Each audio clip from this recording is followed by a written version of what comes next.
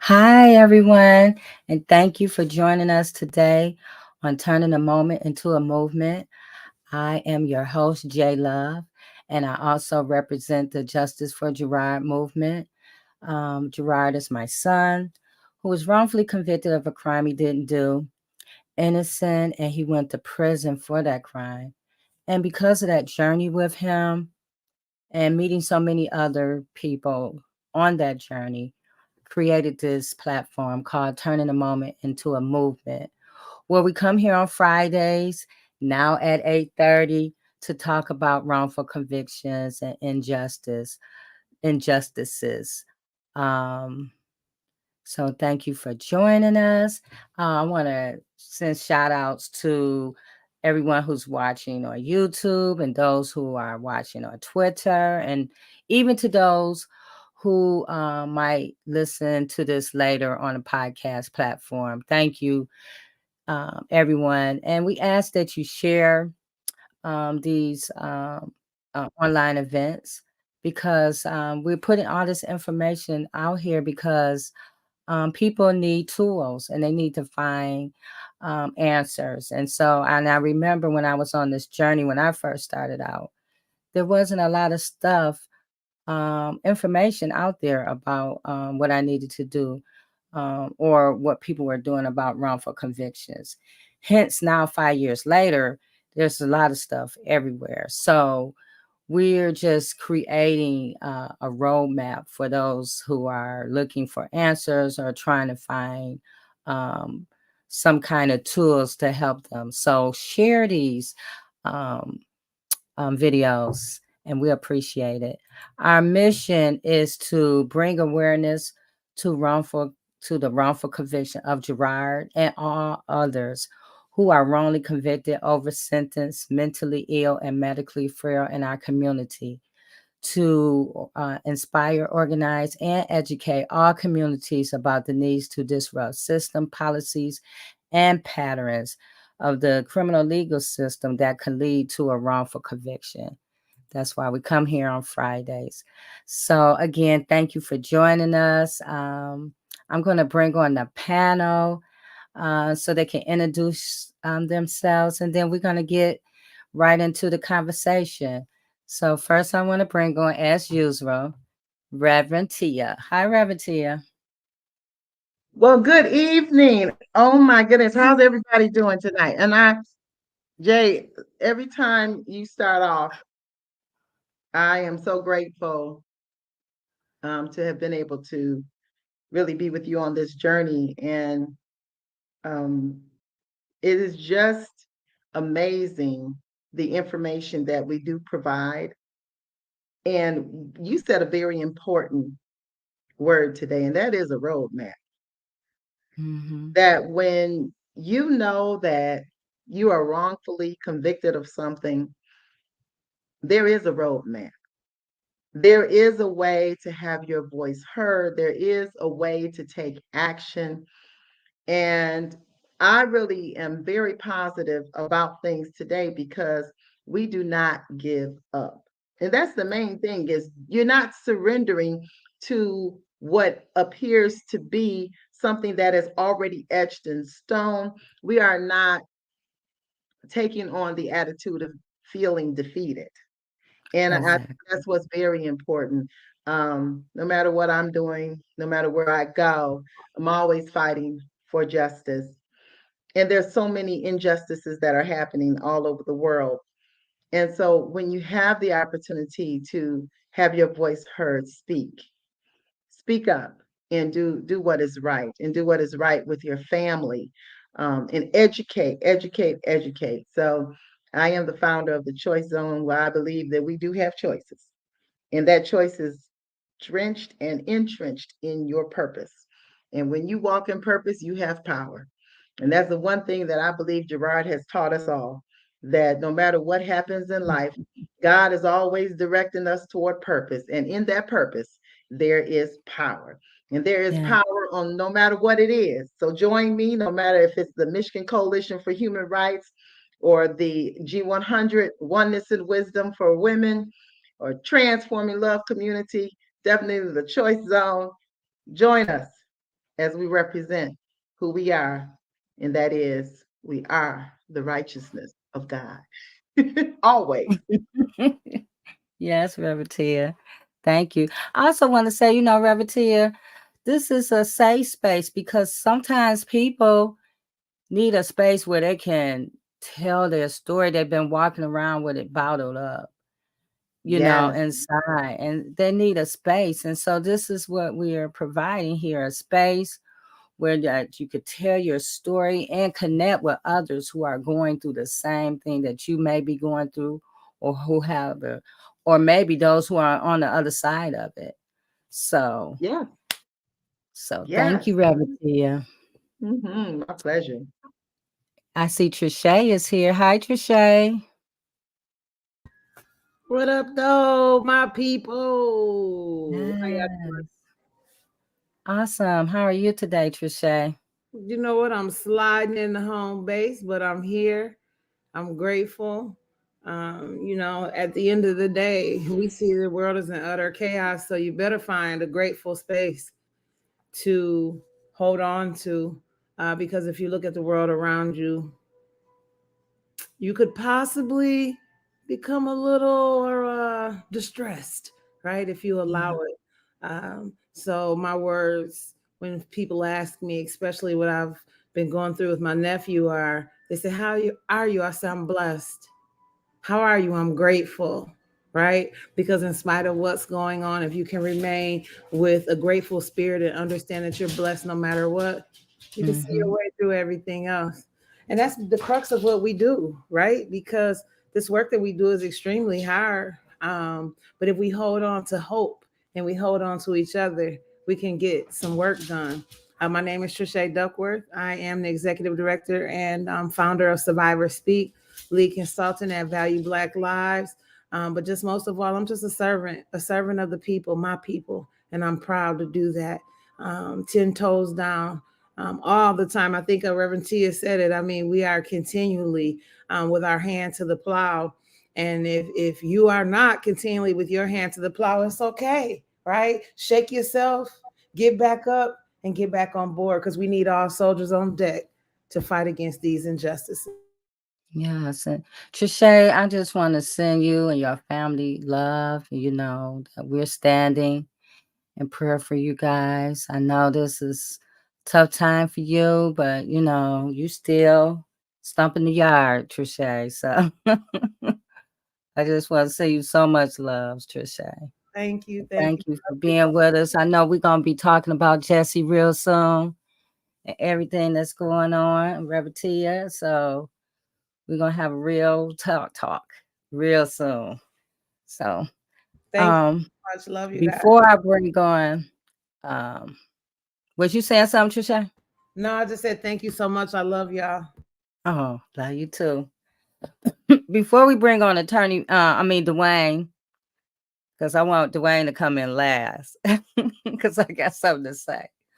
We're gonna bring in attorney Hugo Mack.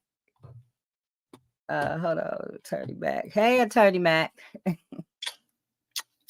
Much love, my sisters in the struggle. Woo, all this beautiful Black womanhood. Oh, I'm going crazy up in here. Woo, so it's a beautiful thing.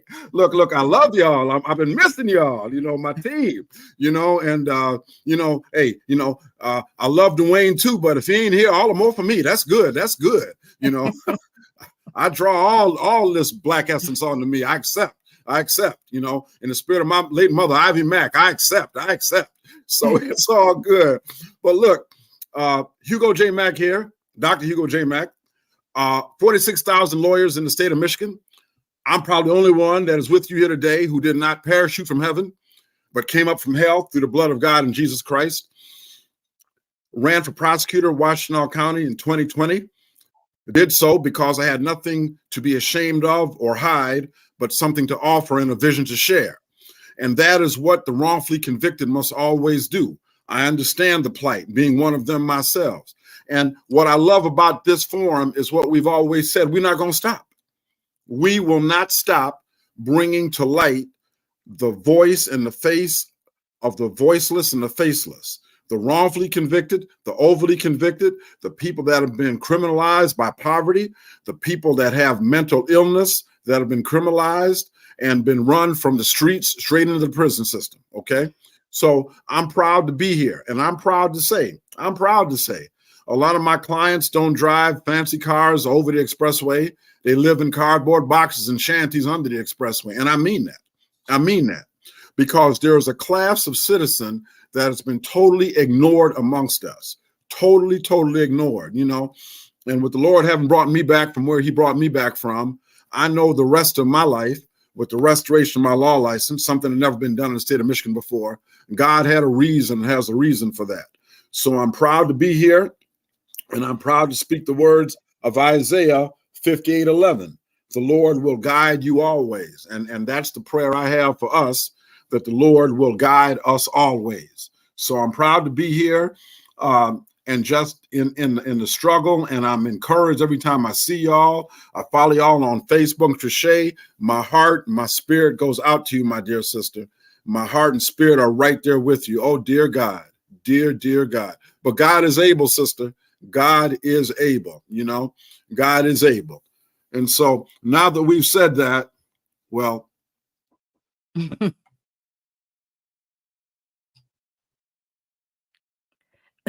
You turned your mic off, attorney Mack. oh, I'm sorry. The government must have done that. I'm sorry.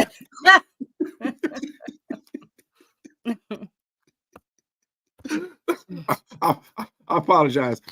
If you find yourself on Trouble Boulevard, push, pull, drag, tow that hoopity to Mack Street. Park in my virtual underground garage. And once there, dial the Freedom Line, 734-239-3118. The Freedom Line, 734-239-3118. The Freedom Line, 734-239-3118. HMAClaw.com is your hookup. HMAClaw.com is your hookup. HMAClaw.com is your hookup. And J Love, for the benefit of others and edifice of the people are coming in, please allow me, J Love, allow me to give a brief interlude with a musical tribute to my great leader and all of us, with my friends and colleagues, while I do the boogaloo to the tune of Return of the Mac.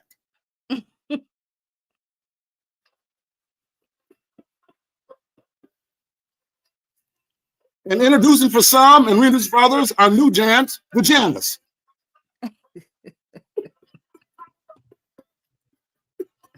And never to be left out with my co-worker, Miss Tia Littlejohn, Pulp Fiction, Batman.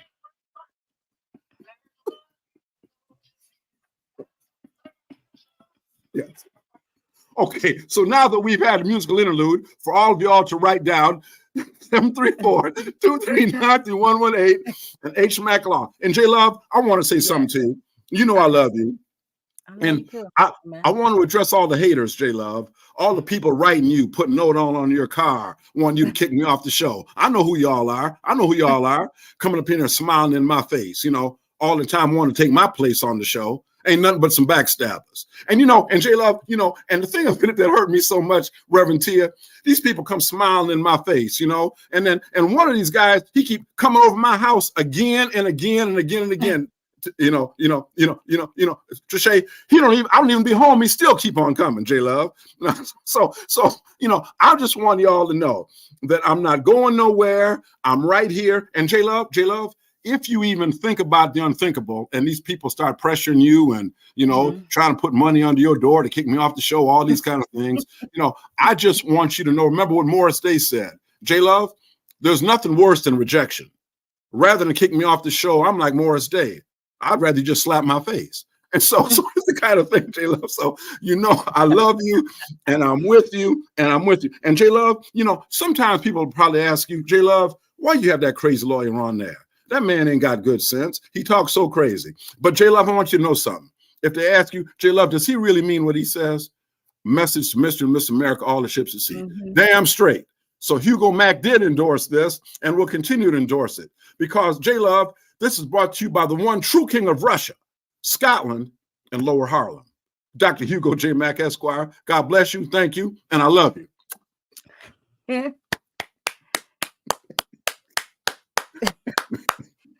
Thank you, Attorney Matt. Thank you. I love you. I'm gonna need some music. I was just getting ready to say, can we just like play the music through here so we can all dance next time? Right. I don't. Okay. So our next panel list, I don't even have any music to give him a standing ovation. Well, I'm gonna just put this music on. Mr. Dwayne Brooks, newly exonerated. Give him a standing ovation. AKA Superman.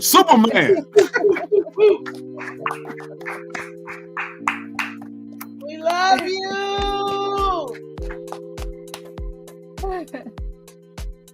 Yes, Dwayne. I needed some better music. I didn't even. Oh, look. It's all good, J Love. It's all good. Hi, Dwayne. Hi, J Love. How are you? The question is, how are you? I'm wonderful now. All the way to. Yes. Dwayne, we got so much to unravel with you. I read one of your posts the other day, and then we're gonna get into it, but I read one of your posts the other day, and you were you posted about, you know, you're exonerated, but it doesn't take away from everything that you went through. And I was just reading it, and I was like, you know, the exoneration is just one thing, but what about all the other stuff? You know, for 35 years to today, to, you know, September, where you're exonerated, and then, you know, to now, it's, you know, it's like none of that didn't happen. That all happened. It all happened. Right. Yeah. Yeah. So I just want you to know that we love you. We feel you. We're gonna take in a couple of weeks. We're gonna just unravel all of that, whatever you want to say. We're gonna say it, and I'll keep it 100 because, actually, you're like one in a million. Mm-hmm. That's true. Everybody is not exonerated. Some That's people true. never, ever. They might come home, but never ever get to the point that they're exonerated. And That's so right. That's right.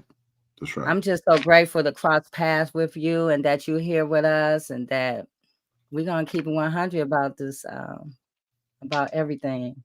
So, but how you feel? Introduce yourself, and then we're gonna let Attorney Matt take over today, you guys. So, Wayne Brook, on September 22nd, I got the news that the state was dropping the case. That opened the door for me to be exonerated. A lot of people say that it happened kind of fast as compared to other cases, but it was 35 years in the making. Mm-hmm. You know, and I've told you guys before that had somebody took a serious look into my case 35 years ago, I would have been free back then. So, yeah, in the post you were talking about, it's wonderful to be free. It's amazing. It's, lovely, beautiful, all of those, but it don't take away the scars. mm-hmm. You can't unsee, unfeel, and ungo through the things that happened. So while it's, beautiful on one hand, it's still ugly on the other. Mm-hmm. Yeah. Well, Dwayne, I just want you to know that we love you and we're here for you and we're happy. And we're going to unpack all of that the way you want to unpack it, however you want to do it. And just thank you for being here. And, I think people need to know, the exoneration is just one piece of it. It's not the whole thing. Nobody can give you back those 35 years. No, they Or can't. all the stuff that you went through in those 35 years. They just can, I mean, thank you, Dwayne. Glad to So, be. Attorney Matt, Hold on go one ahead. second. Dwayne, I just wanted to say I've been watching your story from afar. I'm so blessed and honored to meet you and be on this panel with you. I just want to thank you for never giving up. Thank you for never giving up. Because even though, yes, you never giving up helped you never giving up helped somebody else too. And it's an inspiration to all of us moving forward to righteousness, because one day God will flip the scales in our favor. So thank you, brother, for being an example for us all. You're welcome. And that's exactly what happened to me. He flipped the scales for me. Yeah. Because it was all bad up until, Allah flipped the scales for me. All bad. Thank you, Trisha.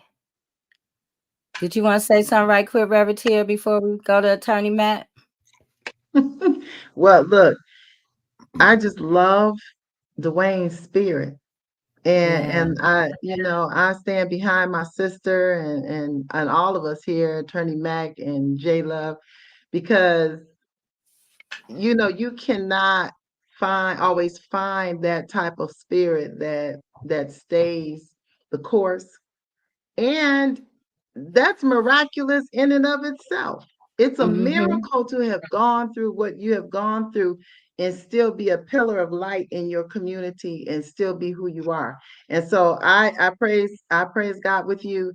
that, for God's sustaining power that you demonstrate. Thank you. Yeah. Thank you. Yes. All right, Attorney Mack.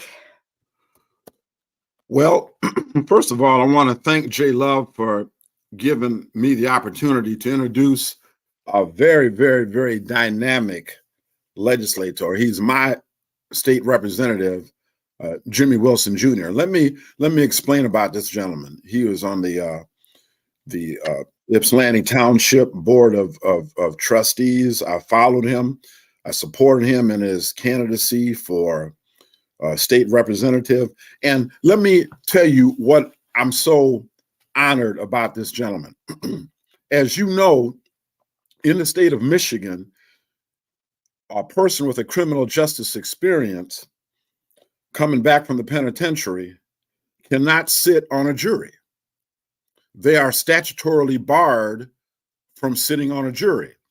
Now, the hypocrisy of that is very, very clear, because people that have paid a debt, particularly people who paid a debt they did not owe, I might add, particularly those people, okay, paid a debt they did not owe, you are collaterally punishing them for the rest of their life for a debt that's already been paid.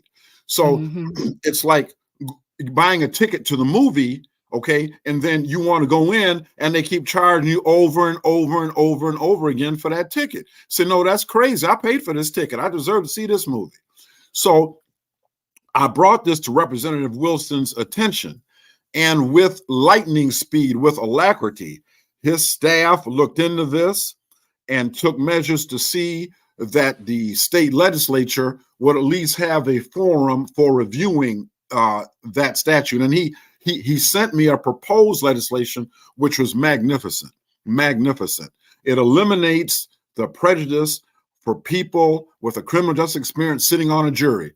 Why shouldn't I have the right to sit on a jury as a member of society? Why must I constantly be put down and reminded of a criminal justice experience that I paid for a long time ago? And see, when you get sentenced in the state of Michigan, the judge never tells you these other punishments. They never tell you that, okay? But you live them out. So I make it very personal. And Representative Wilson knows my story. There are 46,000 lawyers in the state of Michigan. As a lawyer in good standing in the state of Michigan, I'm qualified to pick a jury, but not qualified to sit on one. Okay? Okay? And I give Representative Wilson an opportunity to respond to that, because that is grossly unfair. So, and he's been part of the legislature that was doing things in the first 100 days, and I really want to boast on him for that. I want to give him an opportunity to do that. The Democrats have a very, very slim margin. Hello, Representative Wilson. Has a very, very slim margin in the House of Representatives and a slim margin in the Senate. And Representative Wilson is one of the people that have been fighting. And I want to give him a chance to talk about the statute dealing with qualified immunity. He's one supporting that statute. So I'm just so excited to have him on the show. I support him. He's running for re-election. Go on, vote for Jimmie Wilson Jr. Go on, vote for him. You know, I attended his fundraiser. I'm not ashamed to say, dropped a chunk of money there too, and intend to drop some more.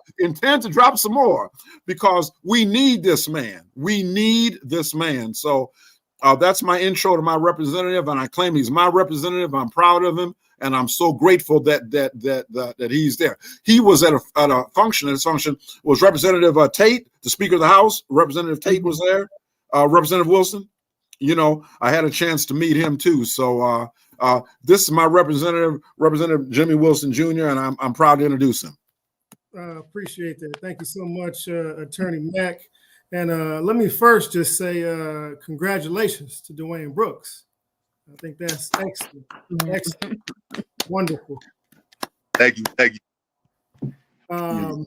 Once again, I'm Jimmie Wilson, state representative in the Ypsilanti area. That covers all of Ypsilanti City, all of Ypsilanti Township, and parts of Pittsfield and Superior Townships. And this is my first year in the state legislature. And I have found myself in probably about 7 or 8 different packages of bills in our legal justice system reform, space, whether we're talking about good time, whether we're talking about second look resentencing act, whether we're talking about JL and now another piece of legislation brought to me, not only by Hugo, but also by other folks who are formerly incarcerated, that have felonies on their record, but they have served their time, but they're still being almost shackled to not be able to serve that civic duty that we all have that ability to. So looking forward to continuing working with Attorney Mack on this as we move this forward. And just thank you for letting me be here today as well. Well, thank you. Now, can you tell us, Representative Wilson, what exactly is the margin of Democrats in the House in terms of Republicans? Oh, we have 56 Democrats, 54 Republicans in the House. So we can't lose any vote. Pretty much got it's a 2-vote margin, but if you lose one, it's a tie, which means the bill doesn't pass. So you can't lose any votes. You know, one of the things I've always admired about you, Representative Wilson, is that, you know, you just speak the plain truth to the people, you know, and, you know, it's been, some decades since the Democrats have controlled the House, the Senate, and the governorship. But, you know, I from my following bills, it just seems to me like we have some Democrats that are gun shy, for lack of a better term. And is that because they're in like swing districts? I mean, can you give us some insight on that? Yeah, especially with our redistricting, we have more districts that are in those 50-50, you know, marginal seats where it can go either way, red or blue, you know, Republican, Democrat. And so some of those folks are very cautious on a lot of legislation, unfortunately. Instead of just passing good legislation, good policy, good bills, a lot of folks are always thinking about the next election. And what is this going to look like? And who is going to be attacking me? And so that's kind of some of the battles we deal with on a daily basis in Lansing. I mean, is there hope for us though, Representative Wilson? I mean, like, for example, the qualified immunity. I mean, I'm very concerned that we've got some Democrats that are worried about that seat, worried about appearing to be soft on crime, worried about some Republican, you know, challenger saying you're shackling our police officers, you putting them in court, you subjecting them to civil liability. I mean, I've seen those arguments and heard them time and time again. And, you know, I'm just counting on you to let us know. I mean, is that a real factor, and particularly with the qualified immunity legislation proposed? That's a real factor with a lot of our criminal justice reform bills, honestly. I think that's why you have a group right now pushing for the ballot initiative for good time instead of waiting on the legislature. And I'm supporting that group on that ballot initiative. And I've told them that based on conversations I've had behind the scenes, the ballot initiative is probably going to be the way to go. We could have gotten it done a lot easier, though, and probably a lot cheaper by just letting the legislature do it and these quote unquote Democrats, you know, get it done. But, you know, we got to keep fighting the good fight. We got to keep pushing and making sure that some people are just not educated on some of the issues. And, you know, because, correct me if I'm wrong, Representative, but it seems to me like a bill that would eliminate the discrimination against people with a criminal justice experience sitting on a jury is more marketable, for lack of a better term, than one that directly confronts police authority. Am I wrong with that, or you know, how do you analyze that? I would say this particular bill that we've been working on, since it has not been fully introduced yet, I don't know what the vibe is of folks in the caucus in the legislature on this particular one, but based on all these other bills that we've discussed, I'm thinking that they're probably going to be looking at this the same way. However, I'm hopeful to be able to talk because I have some good relationship with some of the Republicans as well. And if we can't get all the Dems, we may have to get some Republicans. And there's some of them that are a little more open-minded. So I'm gonna be having those conversations as well. And that's kind of what I do, is I try to build those relationships with people, because that's how you really get work done. It takes a team effort. No one person can get it done, but we got to build those relationships and keep educating people. The governor is the quote unquote leader of the party, and I guess one thing I'm concerned about, if we were able to get some legislation through the House and the Senate, would there be any kind of pushback from her? Of course, she can't run again, so it's not a matter of being reelected. But talk to me about the relationship with the governor, and I guess particularly I'm interested in the Black Caucus. The Black representatives. Is she with us, marginalized, or maybe it's something you don't feel you can answer? No, I would say as of now, I could say that she's with us. Actually, speaking of the Black Caucus, I'm glad you mentioned that. The Black Caucus is, as of tomorrow, we'll be meeting to, making sure that we're all on the same page as far as police accountability. And we're going to be taking a vote to make sure that everyone is on board with pushing forward to send the governor and the Senate Majority Leader, as well as the Speaker of the House, and let them know that we as a Black Caucus want police accountability, and we're going to be sending them a letter. So tomorrow we're going to have that meeting and an official vote to make sure that we're all on the same page.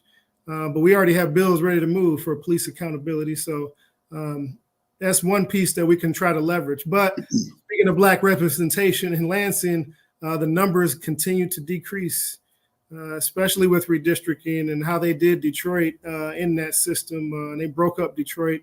We have a whole lot less Black legislators this year than normal. So it's going to be even more essential for us to stay united. Yeah.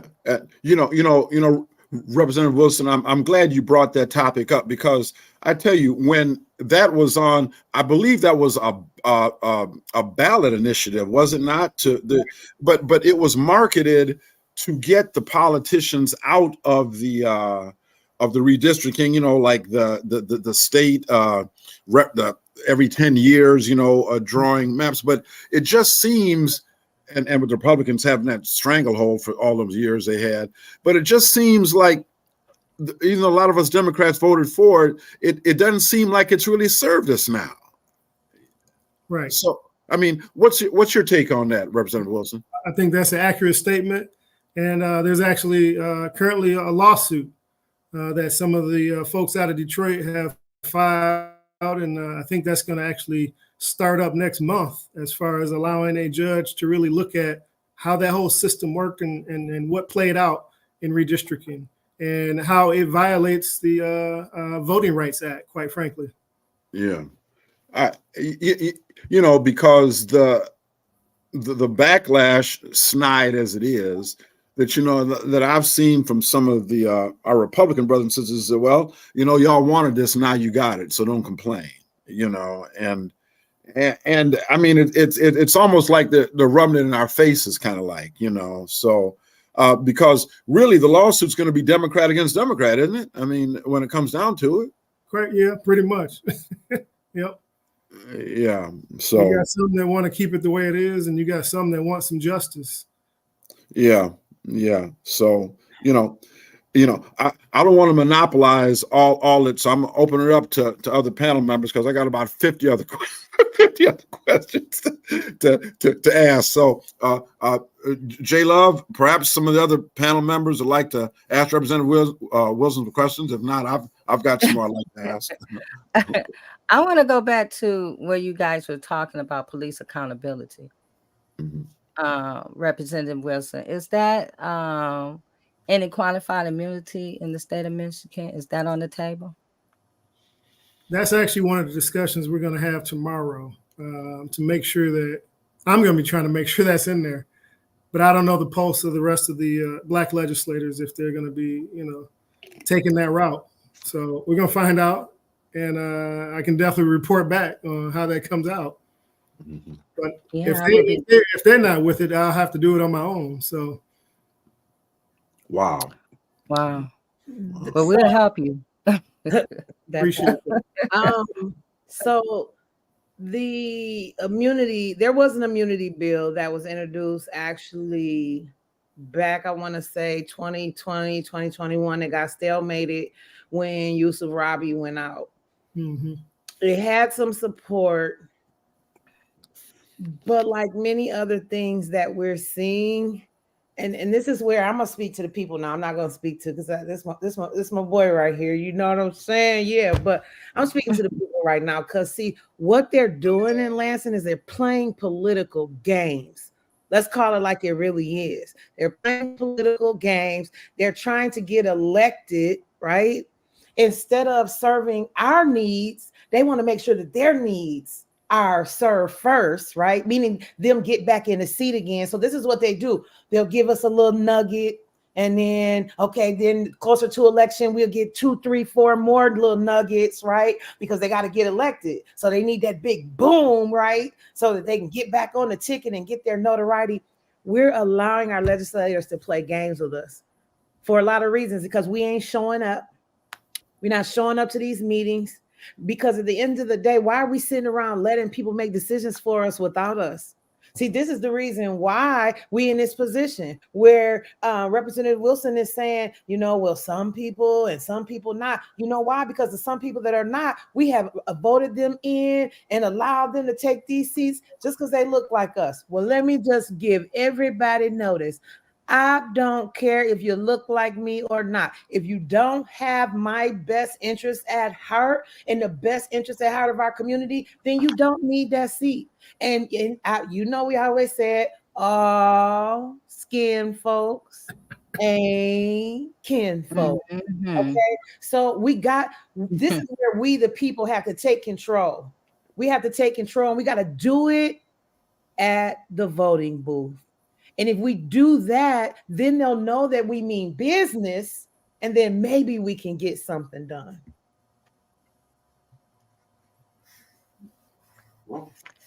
I agree. Ravitia? Turn your mic on, Ravitia. Yeah, there we go. So, what I was going to say is that I think, too, what we need to do is make sure the people that our representative here is backing, that we get that information, put it in the chats, so we can collectively back the bills, back what's coming, what's forthcoming, so it can have greater power. And we got to continuously do it over and over again in social media. Use social media as information and education, so we can educate the community to what is happening and what we need to do. And so whoever, Representative Jimmie Wilson, whoever you are backing, that is for our cause, for us, for our own, I want to say for our own health, because a lot of us are out here dying and suffering because we are not collectively coming against atrocities that have been in the United States since its inception. And today we're saying no more. No more. Mm-hmm. Mm-hmm. Mm-hmm. So shoot that information to us. Will do. Give it to Jay.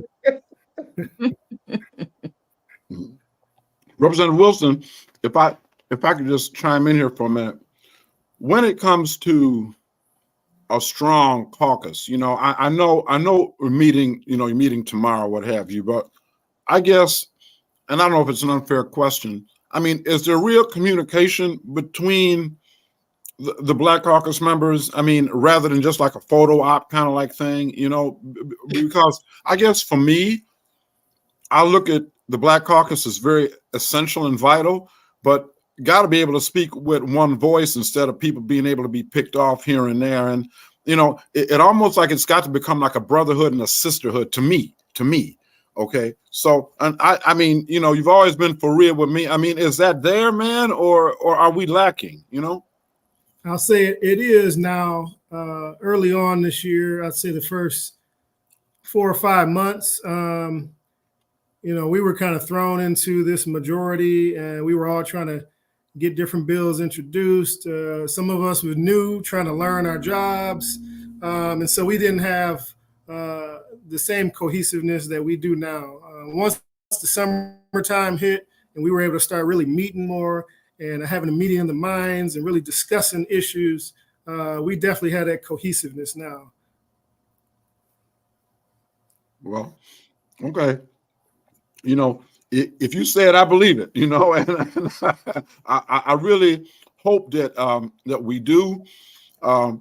You know, Representative Graybick, you know, I've seen her name on proposed legislation, as yours also, you know, and, you know, there's a show that comes on, I don't even want to give the man credit, but he's been doing this show out of Lansing.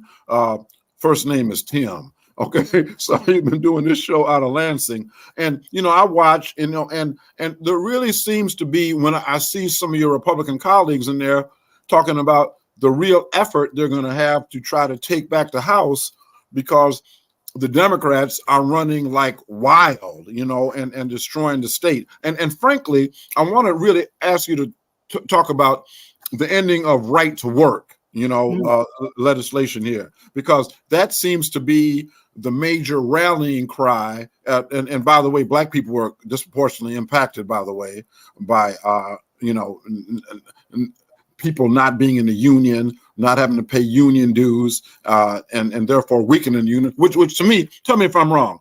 I think that whole piece is about weakening unions, because unions tend to vote Democrat, and it's a power situation. So answer my question. Am I wrong about that? Being a UAW union activist for the last 10 years, I can confirm that you hit the nail on the head. They put a lot of laws in place under the Snyder administration that tried to take away unions' rights, and mainly because of that piece, that political piece, where they knew labor unions tend to be more democratic, and so they tried to strip them financially as much as they could legally. Right to work was one of those. So yeah, I was definitely proud to repeal that so-called right to work. You always got a right to work. And that's their language that they put together. Really, what we did is bring back fairness in the workplace. Right. Now everyone pays dues the same way. You want to benefit from the same contract, we all pay dues together. I don't get to not pay dues and benefit off the same contract that you do and you paying dues. So what we did is bring fairness back into the workplace. You know, and I saw the publications you put out about what was accomplished in the first 100 days. And can you just give us, with an eye towards how that benefited Black people, some of the things you were able to get done, and the Black Caucus, you know, and the dual Democrats in general, but talking about the Black Caucus specifically, because I think that's so important that people know that when we do elect Black people, that there's a group of y'all that really want to do something, you know, really want to get something done for people that look like us. I say there's a couple pieces of legislation we introduced right away and got passed pretty early. One is it was around the time of that right to work repeal. It was the pension tax, the retirement tax that was put under, also under the Snyder administration. A lot of our retirees started getting taxed because the state of Michigan was trying to find ways to balance the budget. And so they started taxing our seniors. They have been working all the years, gained a pension, and then they start getting taxed on it. So what we did is repealed that tax earlier this year. And so you'll see that for our seniors, that'll kick in next year at 50%. And then the next year, 25%. And then the final year, 25% more for a full 100% repeal of that pension tax. Another big item we did is we increased the earned income tax credit for our low income wage earners. The federal always had about a 30% return for earned income tax credit, 30% credit. The state of Michigan always had about a 6% credit. What we did is bring the state up to the federal level. So starting next year during tax season, a lot of those folks that normally get that earned income tax credit from the federal, they're going to see their state earned income tax credit triple or actually quadruple next year. So they're going to see a huge increase. That's going to really put dollars back into the pockets of our low wage income earners. So those are two big ones that we did earlier this year. Wow. Wow. Okay. Wonderful. You know, one thing. Dwayne has a question. Oh, I'm sorry. I'm sorry, Superman. Go ahead. I'm sorry. I have more of a statement. We're covering a lot of things here, going kind of fast because we only got an hour and a half, whatever. But talked about the debt that formerly incarcerated people, you know, still have. We talked about the qualified immunity, the politicians, you know.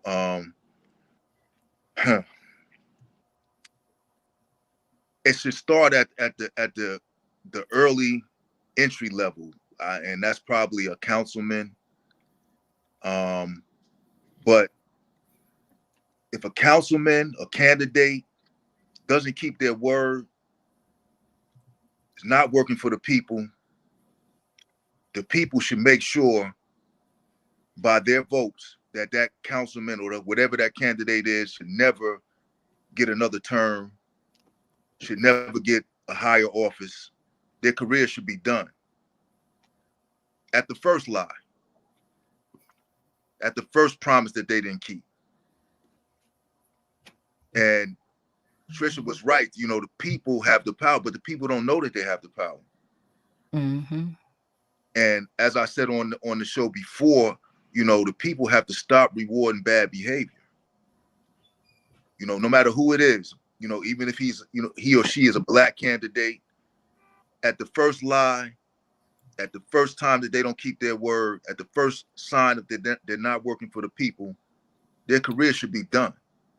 Mm-hmm. The people should make sure that they don't get another term, make sure that they don't get in higher office, and, you know, be held accountable. The people are not holding our politicians in this country accountable. That's why everything's so far out of whack. Mm-hmm. You know, everything's out of whack. The politicians have sold this country out, and we suffer the most as melanated people. Mm-hmm. You know, we get sold out by both parties regularly.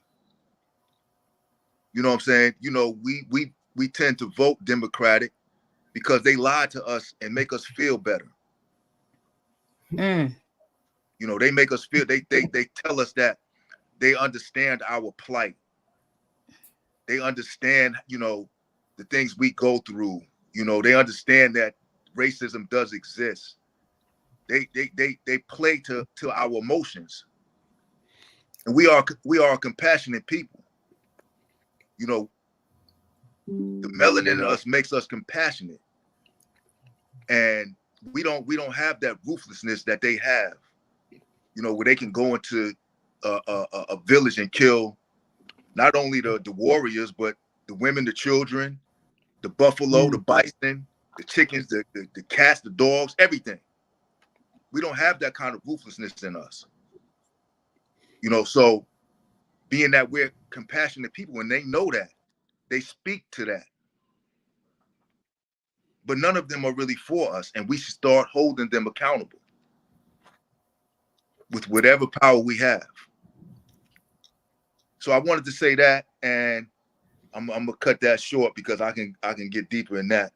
And as far as the debt that they talk about, you know, formerly incarcerated people, the debt is never paid. This country loves to keep people in debt, period.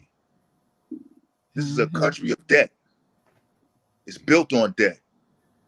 You owe for this, you owe for that. People don't have assets, they have liabilities. Everything's a liability. You got a note on this, you got a note on that. You're paying on this, you're paying on that. They keep us in debt. So for a formerly incarcerated person, their debt is never paid to society. Even me, I'm wrongfully convicted didn't do the crime, didn't have anything to do with the crime, but the fact that I was in prison for 35 years, you know, to a certain segment of society, that's all they see. So in their minds, I have a debt that I didn't incur, but it's never paid. You know, you come out of prison. I think I spoke on this before too. Like when I was a kid, I used to watch the cowboy movies, the westerns as they're called. And in some of the westerns, you would see in the beginning of the movie, people getting out of prison after doing 5 or 7 years for, you know, murder or whatever the crime was. And at the gate, they would get all their property back, including their guns and all their rights, because their debt to society was paid. Now in this country, the debt is never paid now. You don't get your rights back. You definitely don't get your guns back. So, you know, it's a country of debt. So for a formerly incarcerated person, when is the debt paid? The debt is supposed to be paid at your minimum statutory time. That means the first time that you see the parole board, your debt is paid to society.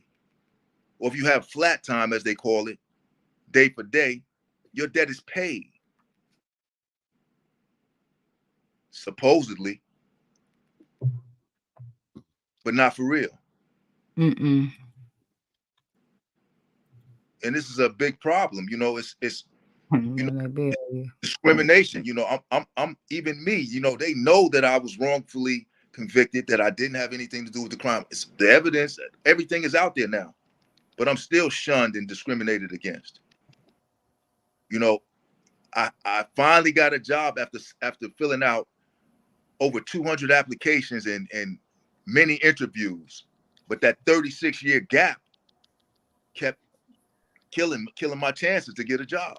Then I finally got a job, and right after I got the job, all of this stuff started happening. Now I'm totally exonerated. And do you know, I couldn't wait to quit that job. I hated that they made me beg and plead to get back into something that I should have had coming inherently. Mm-hmm. I hated that, you know, but, you know, I had to make ends meet. So I did it. Pride aside, all of that. But my point is this, that, you know, there's not only no justice for me, because they can't give me the time back that they took from me, you know, but for everybody that's overly charged, everybody that's held in prison well beyond when their debt to society is supposed to be paid, there's no justice. There's no justice. You know, and there are some monsters in this country. Don't get me wrong. I was in there with a lot of monsters, you know, but the majority of the people, you know, especially the black people, as we're called, you know, they're regular people. They made stupid decisions. You know, so they're being held to the level of what the monsters do. You know, you got guys that's in there that cutting up bodies and, you know, raping and killing, true predators. But guys that, you know, got in the fight at the bar or got in a fight with, you know, somebody on the other block are being held to the same standard. So it's totally unbalanced. Mm-hmm. Totally. And they, you know, they tell you they go by a case basis, but they don't. They have blanket statements, nature of the crime and what have you, to just keep piling time onto when your debt was paid. I did 14 years for the murder because it was 8 months, 14 days per year on 20 years. You times 8 months, 14 days times 20 comes out to 14 years. That's what I did on the murder. I spent 35 years in prison, and 21 of the years was parole board time.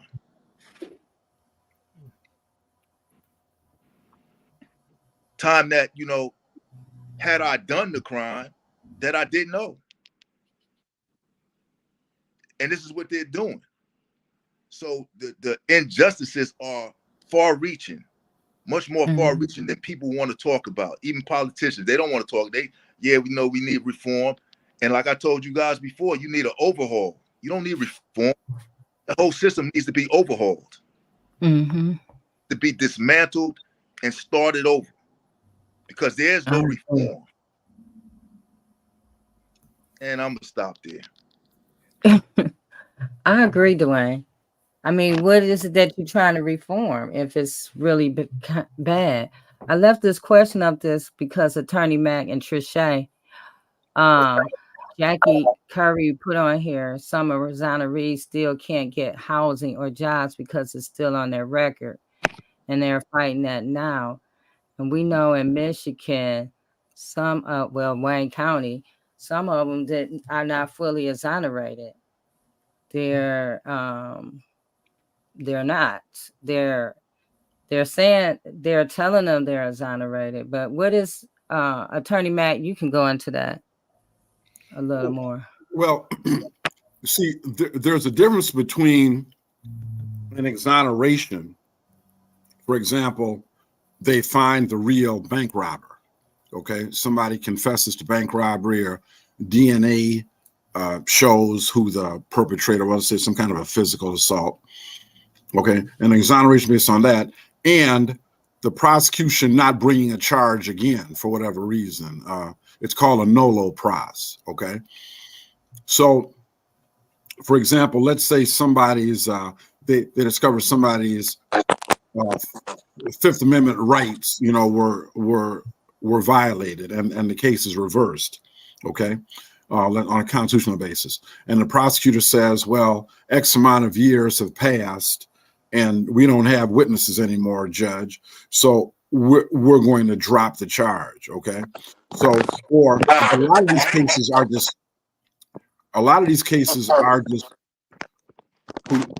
who is that? Is that me? No, go ahead, Tony Matt. Okay. So a lot of these cases, what people need to understand is they're dismissed without prejudice. See, that's a powerful thing when a case is dismissed without prejudice, because when, you know, acquittals terminate jeopardy. Okay. So, and jeopardy cannot reattach because that's double jeopardy. But when the prosecutor says this case is reversed because of a constitutional violation and the person is subject for a retrial and we're just not going to try them, they can dismiss it, but it's without prejudice. Okay, so that and which happened quite a bit in Wayne County, by the way, J Love. I'm not sure. I'm sure y'all probably know that. A lot of these cases where people are talking about they've been exonerated, not so quick, not so quickly. Okay, so what happens is when a case is dismissed without prejudice after 5, 10, 15, 20 years, the odds are like 99% that case is never going to come up again. Okay, but it does not mean that that person has the mantle of cleanness. Okay, and that's part of the prejudice in society, because, well, yeah, you weren't found not guilty. It was just and it's amazing to me how many people disregard the Constitution as a technicality. The Constitution is not a technicality. Okay, it is not a technicality. Okay, so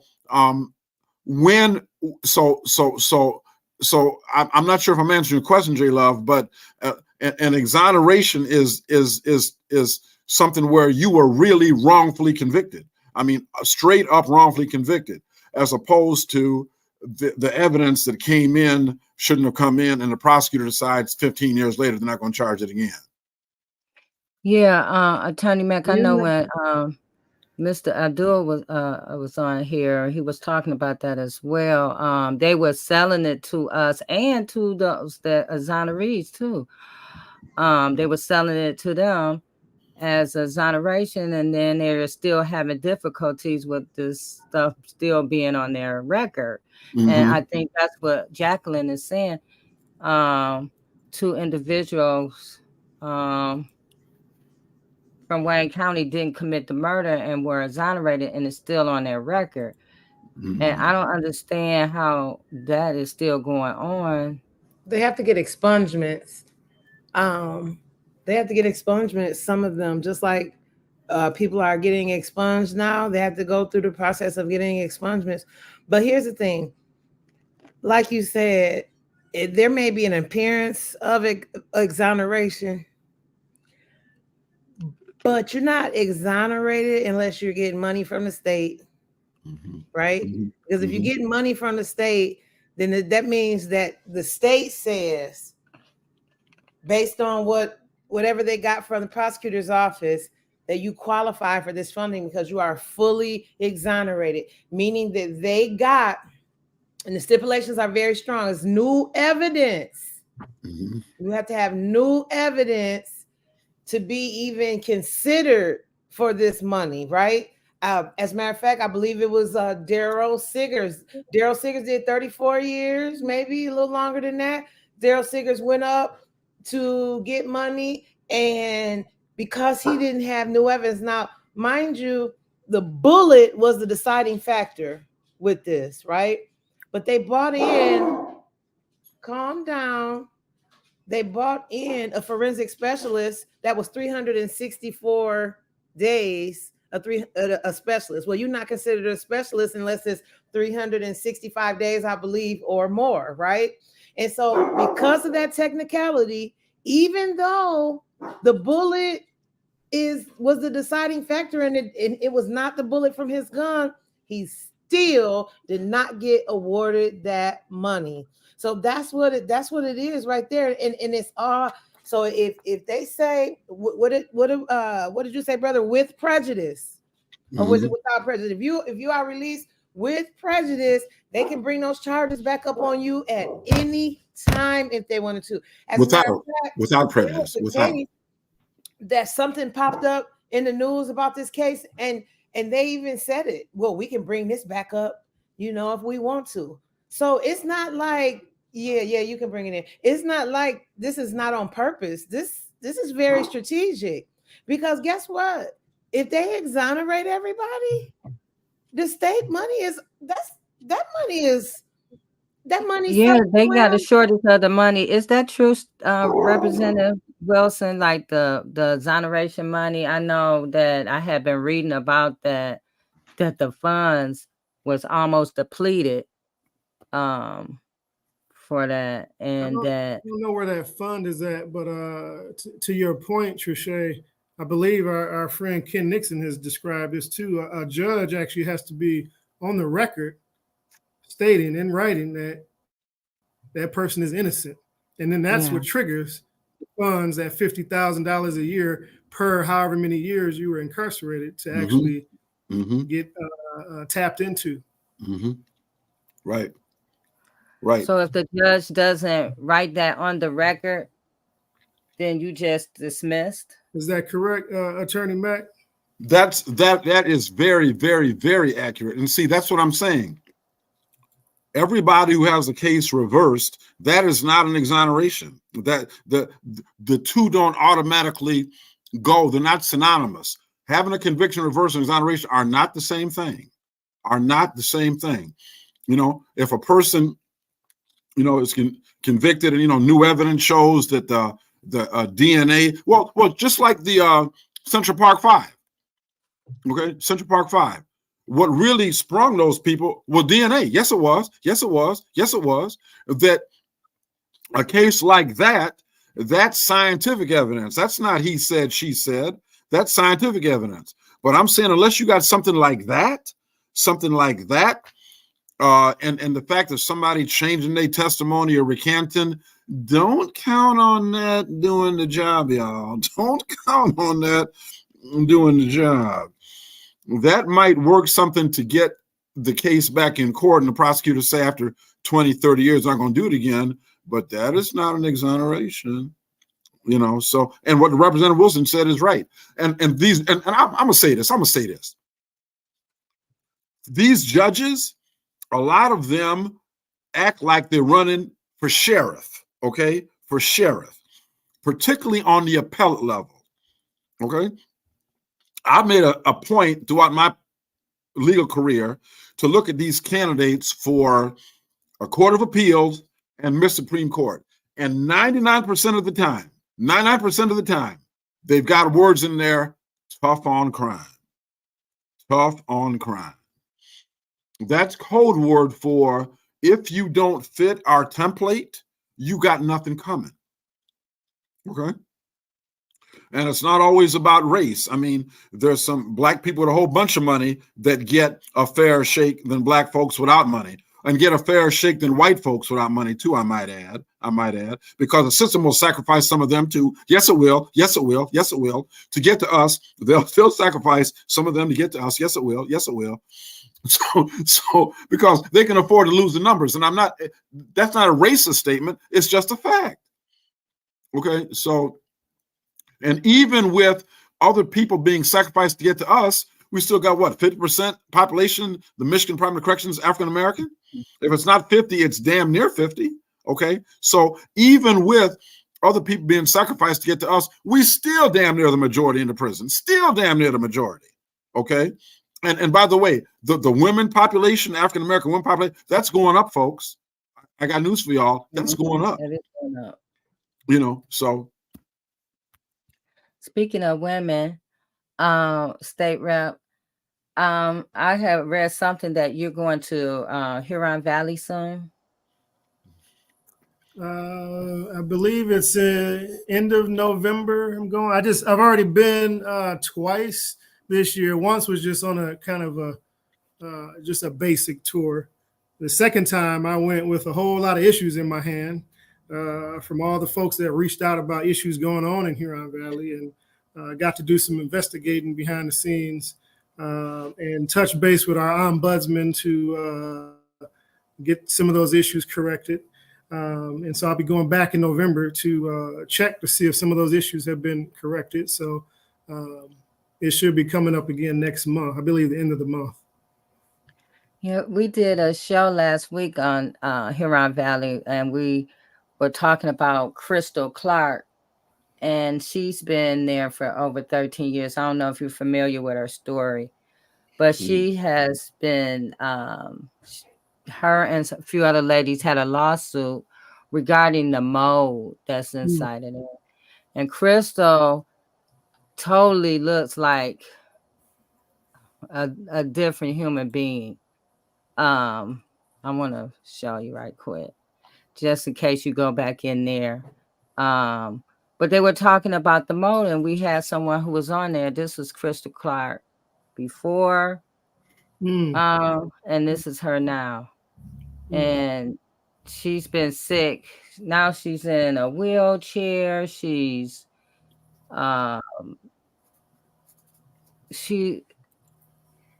she's having all kinds of issues with her nose bleeding and infections in her ears and the more she complains about this mold that's in there, the more that they give her issues about it. And so now that you're going back in there, I know we had one of the ladies on there that's saying in the shower, the mold is so thick it's like shag carpet.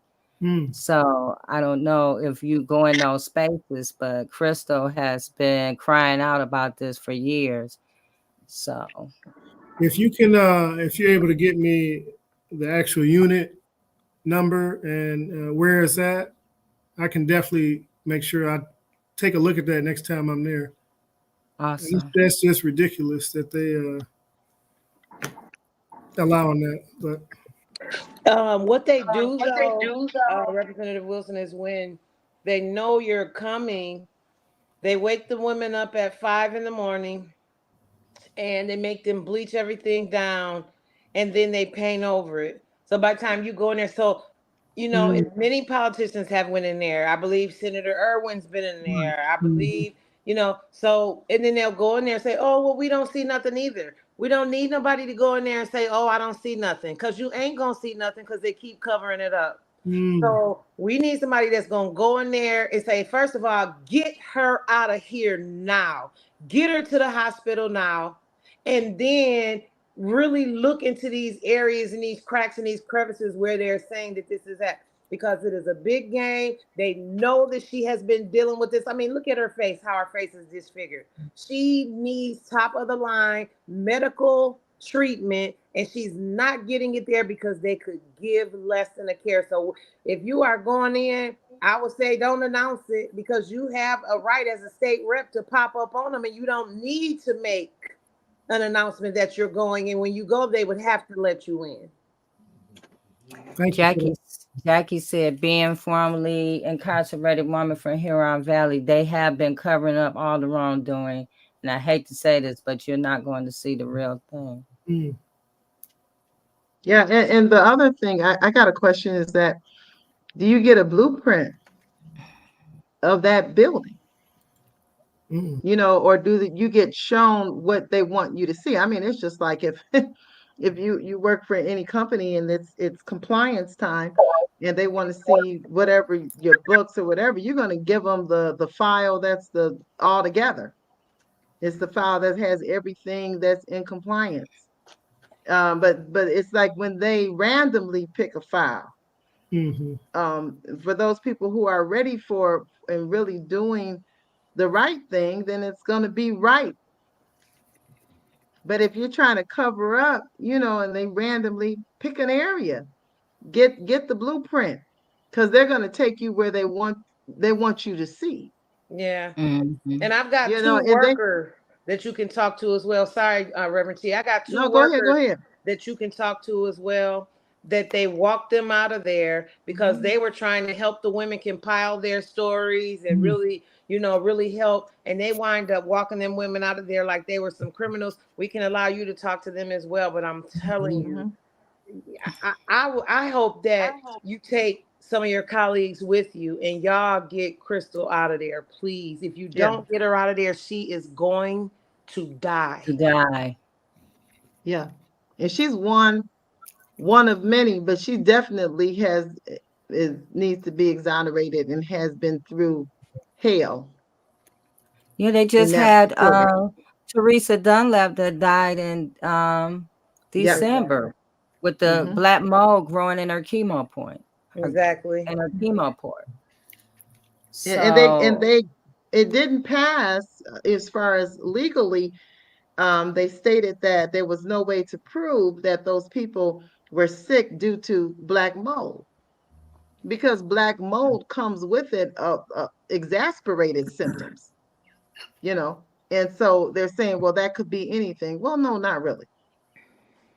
And it's inhumane. And see, this picture right here is not. This is recent. This is not like 5 years to this. I want to say when we first started and we first talked with Crystal, she was the top picture. And that was what, 3 years ago? This is her now. And this is now.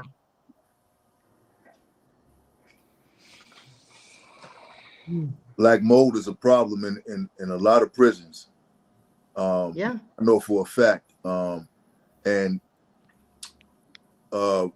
Representative Wilson, like when you go in there and you tour, they have foreknowledge that you're coming, so you don't really see everything.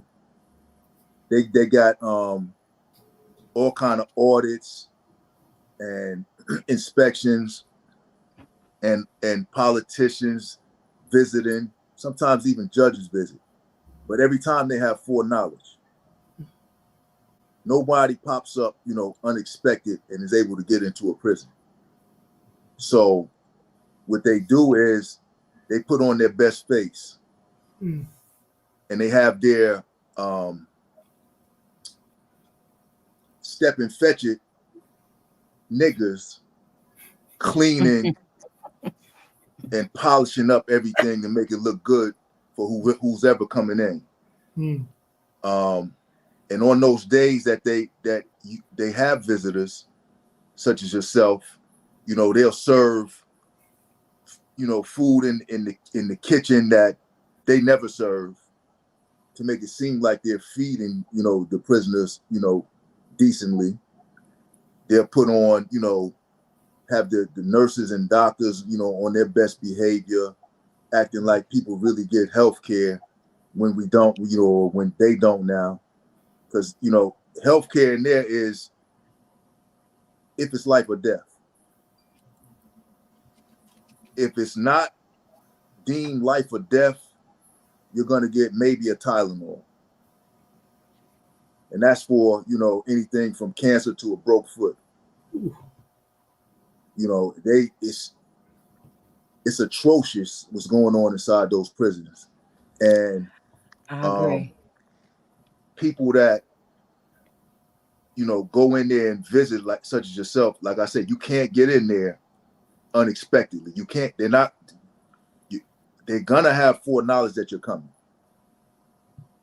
You know, and then they quote all of the, oh, security this and security that, but it's really because they don't want anyone on the outside to really see what's going on in there. And that black mold is really bad in prisons. It's in most of the prisons I was in. You know, it's in the showers, it's in the toilet areas. It's, you know, it's terrible. And when you point it out to the staff, you know, they don't even raise an eyebrow. Mm-mm. Oh, I'll get a porter. They really tried to make Crystal feel like she was insane. She was going crazy. But she knew what's going on in her body. And I mean, I can speak from even when my son was in there wrongfully. He went with a medical record stating how sick he was and what he needed for his health. He had Crohn's disease. They lost his medical records and was giving him Tums, you know, and I had to literally fight and call and do all kinds of stuff every single day in order for him to get what he needed. And well, 40 pounds after he lost 40 pounds and could barely walk, they were finally taking it serious enough. And so many eyes got on it to start giving him what he needed. And this is in Michigan Department of Corrections. And so I'm just saying that it kind of reminds me, you know, hearing them talk, Representative Wilson, how the plan is, you know, when the plant, when somebody big is coming in and we have to go and clean up the whole plant and everything and mop the floors and make it shiny for whoever corporate comes in. This is the same thing that they're doing, except for it's, you know, on the prison level. And in prison, not even the governor of the state can show up unexpectedly and get right in because of security, they claim. Yeah, they claim, because what we found out is that here in Michigan, they do have the right to do it, but they won't. Many of them won't exercise that right to pop up because they're friends. This is my friend up there. My friend is running, you know, the Michigan Department of Corrections. I can't mess with my friend, you know? And so I mean, you know, I would look into it and see, because from what we understood, and I want to say this was back when we were in front of the prisons out there, because as a matter of fact, we were trying to get Congresswoman Dingell to go in to no avail. So I'm not sure whether she tried or she wasn't able to go or what. But I mean, that was a year and a half ago. And look, and Crystal has gotten worse. Somebody got to save her life.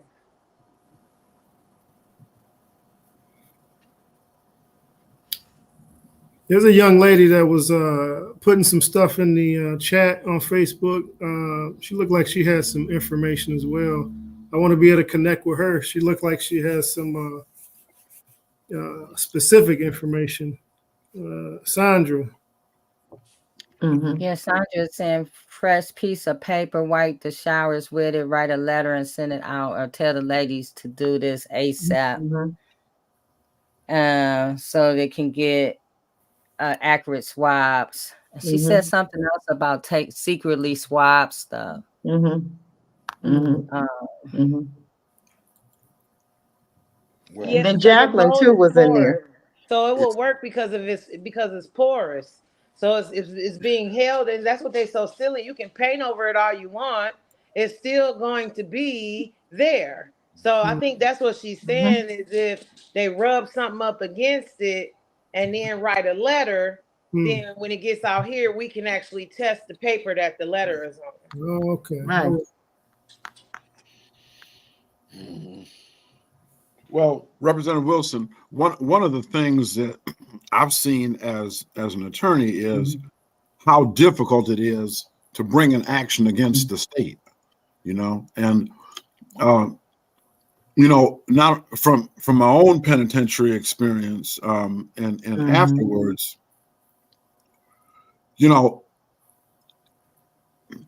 I want to say this because I feel very visceral about this, although it did not impact me.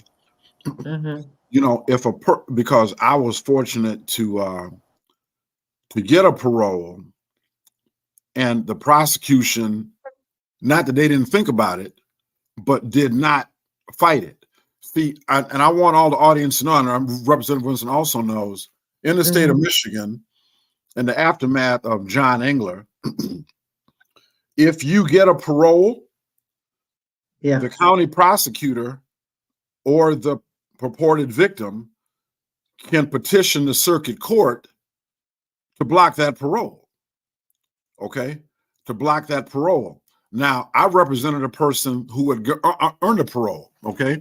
Spent 33 years in a penitentiary, okay? For a crime he did commit. But it was a second-degree murder conviction, which has the possibility of parole, as opposed to a first-degree murder conviction, which has no possibility of parole, okay? So after 32 years, the parole board said, this person is worthy of release, okay?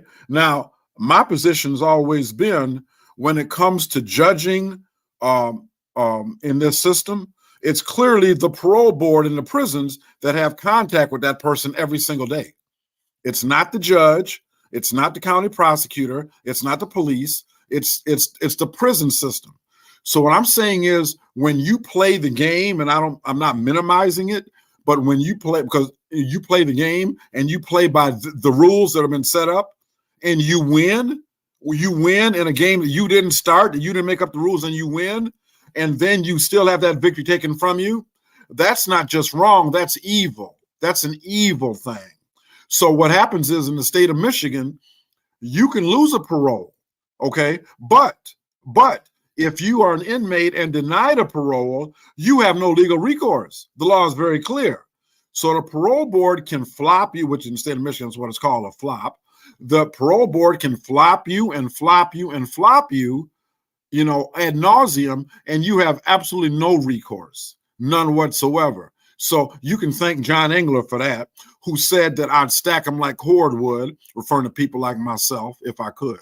Now, cordwood, that's an inanimate object, okay? There's no life to it. It's bad enough to say I'd stack them like sheep or herd them like sheep or cattle. At least those are sentient living beings. But when you denigrate somebody to the point of not only being property, but inanimate property, I mean, with no life in it whatsoever, that shows what you think about me, okay? That shows exactly what you think about me. So I guess, Representative Wilson, I don't know if that's ever been brought to your attention or the legislature's attention. Maybe it's something I'll write up and bring to your colleagues' attention. But at a bare minimum, we need to get back to the point where a person, if they've been denied parole, give that man or woman a chance to plead their case in a circuit court and show why the parole board is wrong, okay? So, and that adds to the inequity of what I'm talking about. You see, when you keep denying a person a chance of parole that has done everything, you are creating a criminal. Yes, you are. Yes, you are. Because that person's got to have a heck of a support base coming out, not to be bitter beyond words. Bitter beyond words. Okay? And so anyway, that's just food for thought, Rep Wilson. Maybe you and I can have occasion to talk about that at some point in time in the future. Yeah, I'd love to be able to talk with you about that a little deeper. Okay. Yeah. Well, so didn't mean to monopolize. No, Attorney Matt, this is your night. Uh, I just want to ask Representative Wilson in regards to our question about restoring jury duty. Is that something that could be an automatic, after the person is finished, wherever their sentence is or whatever? Could that be something that's like automatic restored? If this bill was to pass, that would be what it is, automatic restoration. Mm-hmm. Yeah. So, but Representative Wilson, I've listened carefully to what you've said, but that's in a group of bills where it doesn't, although you didn't specifically say this, it doesn't really look optimistic, though. I mean, am I wrong? I mean, or it's too early to say? It's too early to say on this particular one. Some of those other ones I mentioned, it's going to have to be later down the line, possibly. Just knowing the people I'm working with, some of my colleagues. This one, I haven't truly vetted around my colleagues in the legislature yet. Some of them I know I can count on them, but there's some iffy ones that I'm gonna have that discussion with coming up in the coming weeks, and to kind of fill them out and see where they're at. Well, also too, it's you also leveraging groups that have this, you know what I mean? Because then pressure can be applied to those other folks. And then, and that's what I don't understand why politicians play the game. Once you see that somebody's not doing something they need to do, you don't build relationships with the evil. You go turn around and build relationships with the community, and you let the community back you and push you and advocate and protest or do whatever needs to be done, apply pressure. I just wish that some of our politicians would try that sometimes, as opposed to the other way, which sometimes winds up getting these things stalemated. And then lastly, I wanted to say, the thing for me that doesn't make it look promising is the way that they lump all of these together like that. They lump all of them together. And it's almost like you throwing something at the wall to see what's going to stick. And then, okay, well, then you have maybe some of our Republicans that say, okay, well, if you take that out and you take this out, then I'll go ahead and pass it if you take those out. As opposed to, that's the same thing with good time. Good time should have been done on day one. So let me say, shame on you Democrats that have control of the Congress, the Senate, and the House of Representatives, and you still did not pass good time on day one. I'm telling y'all, they playing games with our lives. So we can't, and this is a good one. I honor this brother right here. Me and him done had plenty of talks. He knows how I feel about all of this. You know what I'm saying? But it's not about that. It's about holding people accountable so that we can get our needs met. We are tired of the scraps. So please go back and tell your people that if scraps is what they're talking about, then they need to go back to the drawing board. And we're going to remember that on election day when they out here with their chicken dinners and passing out stuff in the community thinking that that's going to do something. We don't care about you. We got our own chicken. Do what we need to do, or else your ass got to go. I ain't talking about you, Jimmie. I ain't talking about you. I'm talking about as a whole. I'll take it personal. No, I'm glad you mentioned about getting them groups involved and the coalition. That's why I mentioned that earlier, is that can't do it by myself. There's got to be a team effort. So actually, earlier this week, we had some different groups coming out, going to talk to them individual legislators. And I kind of directed them to some of them that I know is like on the fence. And so some of them folks from Nation Outside and some other folks, ICPJ, there's a couple different folks out there talking about this particular legislation was a second look legislation they were talking about. And I think last week we had some folks coming out about good time. And so it's important to get them coalitions out, like you said. Because then they can realize that it's not just no one legislator talking about this and maybe he don't know what he's talking about. No, you got a whole community out here that's suffering. Mm-hmm. Mhm. That's right. That's right. All right. All right. Well, for me, J Love, I am very, very grateful. And, I tell you what, it's hard for me to believe I'm saying this, but I don't have any more questions. Not you, Attorney Back. I know, I'm tripping, but this gentleman has answered all my questions. Robert Tia, what you got? Oh my goodness. You know what? I said, I'm so glad I'm muted because I talk throughout the whole thing because emotionally, I'm on an emotional roller coaster over here. And I'm so grateful to have had you on today, Representative Jimmie Wilson. And I just, I really want you to, I know you got some colleagues.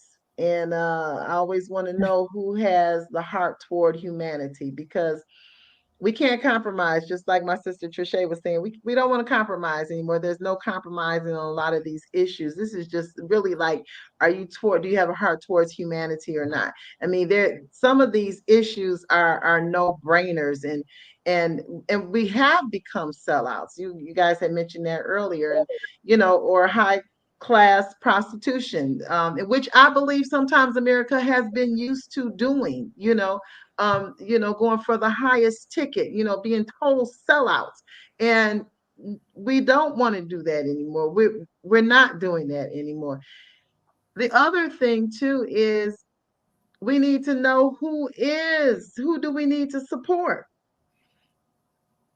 Who do we need? Not only the bills we need to back, not only the coalitions, but who are the representatives that we need to support? And I'm glad you're first up on here. Won't be the last. Of course, we have had others too, but also we want to know, who's running around here with sheep's clothing on, and the big bad wolves. If they're big bad wolves, they gotta go. They gotta go. So we need to know the truth, and that truth will help us to become free. Right. That's true. That's true. That's true. Yeah. We gotta know the truth. And I appreciate you coming. Thank you so much. And I'm knowing that we're on our way. We're on our way to making change happen that benefits us. Right. Amen. That's right. That's Well, right. I look forward to hearing from you again, especially regarding the police accountability. I'm all my laser focus on any qualified immunity. So wherever, because that right there, ending that qualified immunity and police accountability would just cut off half of the list of the things that you fighting about. Right. We're talking about all this stuff, reform, that right there.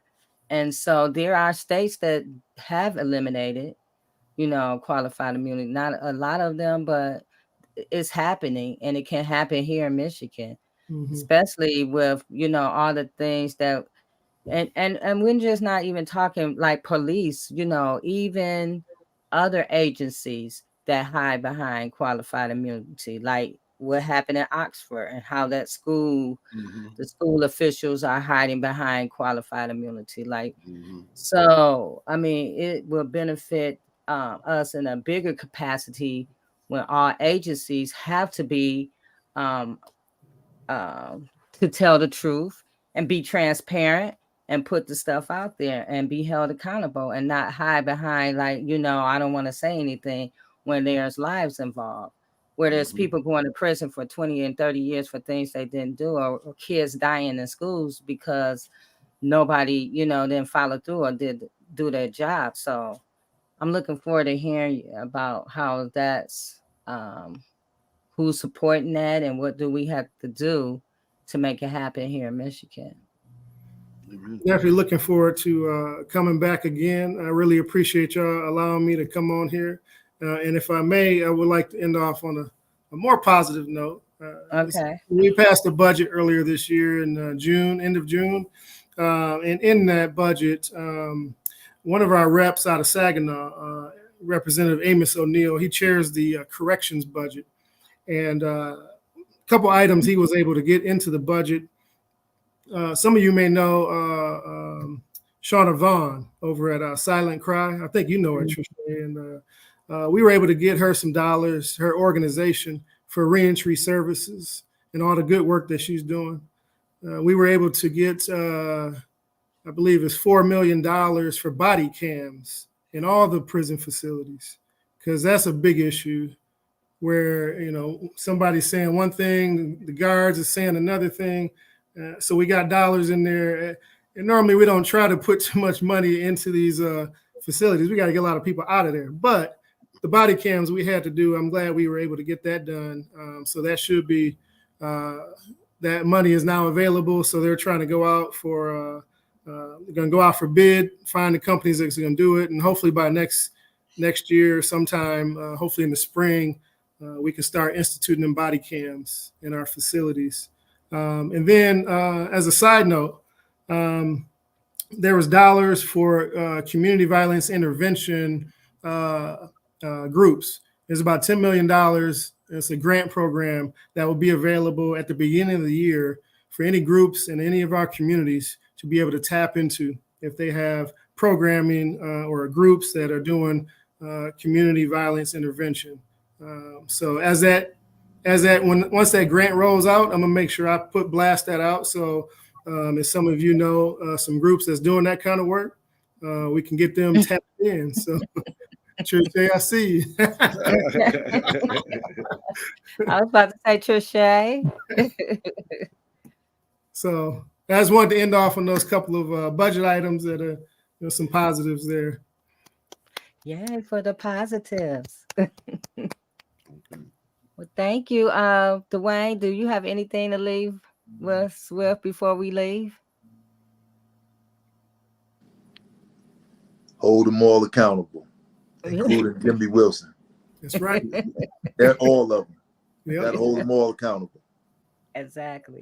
And I want to say this, you know, thank you personally, Representative Wilson. You see, it says a lot when you have a representative that is not afraid to go to all parts of the community. See, it says an awful lot. Okay. It says a lot. Instead of hiding behind a desk up in Lansing, you know what I'm saying? It says a lot. And that's why, and I'm telling y'all, that's why I support this man, because I've seen that in him, you know, and it's refreshing. It's absolutely refreshing, you know. So thank you, Rep. Wilson. I appreciate it. I'm proud to have had a small part, you know, in making this a reality. Thank all of you, Trisha, you know, J Love, you know, Dwayne, Reverend Tia, you know, keep on making me love you, Tia. Keep it up here. Keep it up. You know, all that good work you're doing. So you too, Trisha. You too. You know, so thank you, Rep. Wilson, and J Love, thank you. You know, and God bless you. I know we'll have a chance to talk to Rep. Wilson again, because he's a fighter, and you know, we need that. I just hope his fighting spirit becomes contagious up in there, particularly amongst the Black folk. You know, it's golden that you're here, Representative Wilson. It's really golden. Appreciate it. Trisha, before we leave. All roads lead to next weekend. That's October the 28th from 12 to 3. Washtenaw Community College. That's 4800 East Huron River Drive, Ann Arbor, Michigan, 48105. It is our annual Wrongful Conviction Summit, where particularly this year our focus is on accountability and looking at how we can end qualified and absolute immunity. We have the Voice of Detroit. We got Turning a Moment into a Movement. We got the Organization of Exonerees. We have Hank Willard coming to give us a special selection from out of Ohio. We have Samara Willis. I mean, just the list goes on and on. We have Senator Jeff Irwin that will be there with us as well. But you know who we need to be there? We need you to be there, because all of us have to get an understanding of exactly what is going on so that we can be armed with the proper knowledge to fight against these wrongful convictions. Because guess what? It might not be you today, but it could be you tomorrow. So we ask that you put your hand to plow, come and educate yourself with us on October the 28th. That is next Saturday from 12 to 3. We are having a prayer, a special prayer for the wrongfully convicted at 11:30 a.m. at the same location. So we'll open up doors at 11:15. Come on in for the prayer at 11:30, and you'll have a moment to mingle. And we're going right in at 12 noon. So we hope we see you there. You can pre-register at the link bit.ly/end immunity now. Yeah. Will Thank that you be for posted, sharing. Shay? Is that posted where we can see the flyer? Yes, actually, I can probably go and put it in the chat as well. But it is on our Facebook page, Survivor Speak Facebook page, Okay. with the actual link that you can press right on, and it'll take you to the Eventbrite registration. And if you don't register, you can still come. We just like to try to get a count because we may be serving lunch. We are trying to. That's not etched in stone yet. But we just want to get a nice head count so that we can possibly make sure we have enough snacks for everybody. Okay. Yes. And me and Miss Diane, we're gonna be doing something Together, together. Voice of Detroit and turning a moment into a movement. Yeah. Yeah. All Mhm. right. All right. So you guys, thank you. And remember Crystal Yeah. um and if you want to connect with her, this is her information she sent me like a message every day. She was so grateful for everyone that sent her a message, that reached out to her. Continue to reach out to her. You guys give her strength. She's very, very sick. So just continue to reach out to Crystal. And until next week, we're going to have another wrongful conviction story from Minneapolis. Again, we're partner with them. And so once a month, we're going to bring a wrongful conviction story from them.